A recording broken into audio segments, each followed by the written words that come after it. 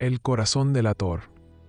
Es verdad, soy muy nervioso, horrorosamente nervioso, siempre lo fui, pero ¿por qué pretendéis que esté loco? La enfermedad ha aguzado mis sentidos, sin destruirlos ni embotarlos. Tenía el oído muy fino, ninguno le igualaba. He escuchado todas las cosas del cielo y de la tierra, y no pocas del infierno. ¿Cómo he de estar loco? Atención, ahora veréis con qué sano juicio y con qué calma puedo referirles toda la historia. Me es imposible decir cómo se me ocurrió primeramente la idea, pero una vez concebida no pude desecharla ni de noche ni de día. No me proponía objeto alguno ni me dejaba llevar de una pasión. Amaba al buen anciano, pues jamás me había hecho daño alguno, ni menos insultado. No envidiaba su oro, pero tenía en sí algo desagradable. Era uno de sus ojos, sí, esto es. Se asemejaba al de un buitre y tenía el color azul pálido. Cada vez que este ojo fijaba en mí su mirada, se me helaba la sangre en las venas, y lentamente, por grados, comenzó a germinar en mi cerebro la idea de arrancar la vida al viejo, a fin de librarme para siempre de aquel ojo que me molestaba. He aquí el quid. Me creéis loco, pero advertid que los locos no razonan.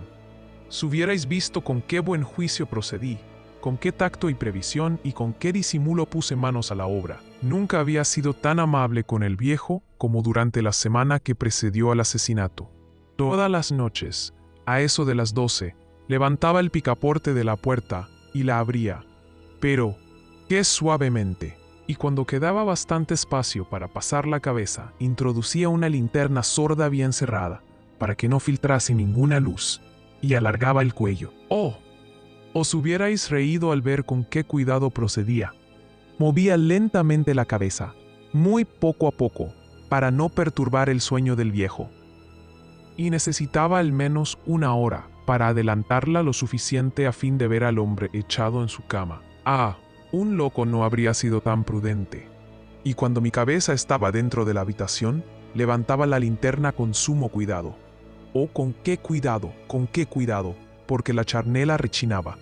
No la abría más de lo suficiente para que un imperceptible rayo de luz iluminase el ojo de buitre. Hice esto durante 7 largas noches, hasta las 12, pero siempre encontré el ojo cerrado y, por consiguiente, me fue imposible consumar mi obra porque no era el viejo lo que me incomodaba, sino su maldito ojo. Todos los días, al amanecer, entraba atrevidamente en su cuarto y le hablaba con la mayor serenidad, llamándole por su nombre con tono cariñoso y preguntándole cómo había pasado la noche. Ya veis, por lo dicho, que debería ser un viejo muy perspicaz para sospechar que todas las noches hasta las 12 le examinaba durante su sueño. Llegada la 8ª noche, procedí con más precaución aún para abrir la puerta. La aguja de un reloj se hubiera movido más rápidamente que mi mano. Mis facultades y mi sagacidad estaban más desarrolladas que nunca, y apenas podía reprimir la emoción de mi triunfo. Pensar que estaba allí, abriendo la puerta poco a poco, y que él no podía ni siquiera soñar en mis actos. Esta idea me hizo reír, y tal vez el durmiente escuchó mi ligera carcajada, pues se movió de pronto en su lecho como si se despertase. Tal vez creeréis que me retiré. Nada de eso. Su habitación estaba negra como un pez, tan espesas eran las tinieblas, pues mi hombre había cerrado herméticamente los postigos por temor a los ladrones, y sabiendo que no podía ver la puerta entornada, seguí empujándola más, siempre más. Había pasado ya la cabeza y estaba a punto de abrir la linterna, cuando mi pulgar se deslizó sobre el muelle con que se cerraba y el viejo se incorporó en su lecho exclamando: «¿Quién anda ahí?». Permanecí inmóvil, sin contestar. Durante 1 hora me mantuve como petrificado, y en todo este tiempo no le vi echarse de nuevo. Seguía sentado y escuchando, como yo lo había hecho noches enteras. Pero he aquí que de repente oigo una especie de queja débil, y reconozco que era debida a un terror mortal. No era de dolor ni de pena, oh no. Era el ruido sordo y ahogado que se eleva del fondo de un alma poseída por el espanto.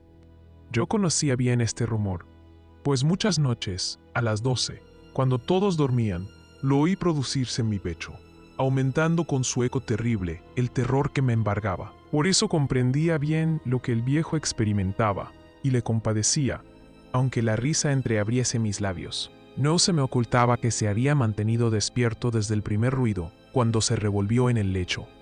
Sus temores se acrecentaron, y sin duda quiso persuadirse que no había causa para ello, mas no pudo conseguirlo. Sin duda pensó, eso no será más que el viento de la chimenea o de un ratón que corre o algún grillo que canta. El hombre se esforzó para confirmarse en estas hipótesis, pero todo fue inútil. Era inútil porque la muerte que se acercaba había pasado delante de él con su negra sombra, envolviendo en ella a su víctima, y la influencia fúnebre de esa sombra invisible era la que le hacía sentir, aunque no distinguiera ni viera nada, la presencia de mi cabeza en el cuarto. Después de esperar largo tiempo con mucha paciencia sin oírle echarse de nuevo, resolví entreabrir un poco la linterna, pero tan poco que casi no era nada. La abrí tan cautelosamente que más no podía hacer, hasta que al fin un solo rayo pálido, como un hilo de araña, saliendo de la abertura, se proyectó en el ojo de buitre. Estaba abierto, muy abierto, y no me enfurecí apenas le miré. Le vi con la mayor claridad, todo entero, con su color azul opaco, y cubierto con una especie de velo hediondo, que heló mi sangre hasta la médula de los huesos. Pero esto era lo único que veía de la cara o de la persona del anciano, pues había dirigido el rayo de luz, como por instinto, hacia el maldito ojo. ¿No os he dicho ya que lo que tomabais por locura no es sino un refinamiento de los sentidos? En aquel momento un ruido sordo, ahogado y frecuente, semejante al que produce un reloj envuelto en algodón, hirió mis oídos. Aquel rumor, lo reconocí al punto, era el latido del corazón del anciano, y aumentó mi cólera, así como el redoble del tambor sobreexcita el valor del soldado. Pero me contuve y permanecí inmóvil, sin respirar apenas, y esforzándome en iluminar el ojo con el rayo de luz. Al mismo tiempo, el corazón latía con mayor violencia, cada vez más precipitadamente y con más ruido. El terror del anciano debía ser indecible, pues aquel latido se producía con redoblada fuerza cada minuto. ¿Me escucháis atentos? Ya os he dicho que yo era nervioso, y lo soy en efecto. En medio del silencio de la noche, un silencio tan imponente como el de aquella antigua casa, aquel ruido extraño me produjo un terror indecible.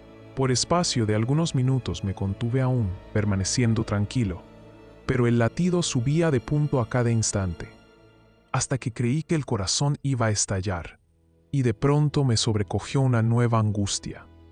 Algún vecino podría oír el rumor. Había llegado la última hora del viejo. Profiriendo un alarido, abrí bruscamente la linterna y me introduje en la habitación.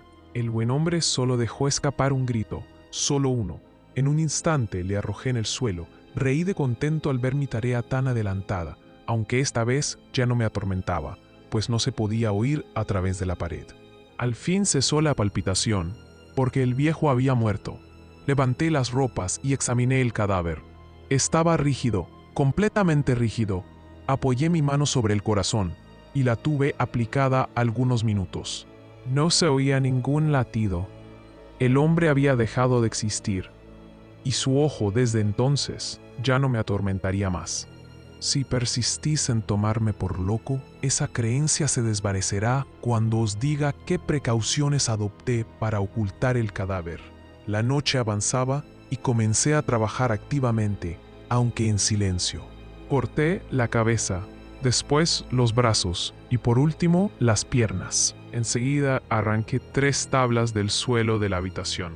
Deposité los restos mutilados en los espacios huecos y volví a colocar las tablas con tanta habilidad y destreza que ningún ojo humano, ni aun el suyo, hubiera podido descubrir nada de particular.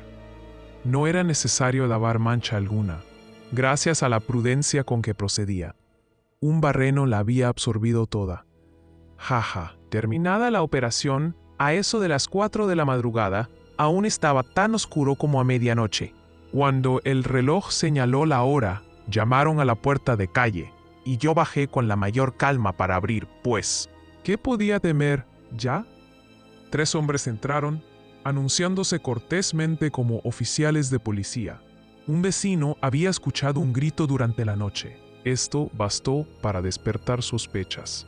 Se envió un aviso a las oficinas de la policía, y los señores oficiales se presentaban para reconocer el local.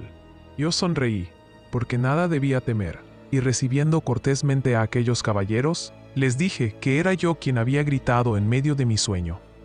Añadí que el viejo estaba de viaje, y conduje a los oficiales por toda la casa, invitándoles a buscar, a registrar perfectamente. Al fin entré en su habitación y mostré sus tesoros, completamente seguros y en el mejor orden. En el entusiasmo de mi confianza, ofrecí sillas a los visitantes para que descansaran un poco, mientras que yo, con la loca audacia de un triunfo completo, coloqué la mía en el sitio mismo donde yacía el cadáver de la víctima. Los oficiales quedaron satisfechos y convencidos por mis modales. Yo estaba muy tranquilo. Se sentaron y hablaron de cosas familiares, a las que contesté alegremente. Mas al poco tiempo sentí que palidecía y ansié la marcha de aquellos hombres. Me dolía la cabeza, me parecía que mis oídos zumbaban, pero los oficiales continuaban sentados, hablando sin cesar. El zumbido se pronunció más, persistiendo con mayor fuerza. Me puse a charlar sin tregua para librarme de aquella sensación, pero todo fue inútil y al fin descubrí que el rumor no se producía en mis oídos. Sin duda palidecí entonces mucho, pero hablaba todavía con más viveza, alzando la voz, lo cual no impedía que el sonido fuera en aumento. ¿Qué podía hacer yo? Era un rumor sordo, ahogado, frecuente, muy análogo al que produciría un reloj envuelto en algodón.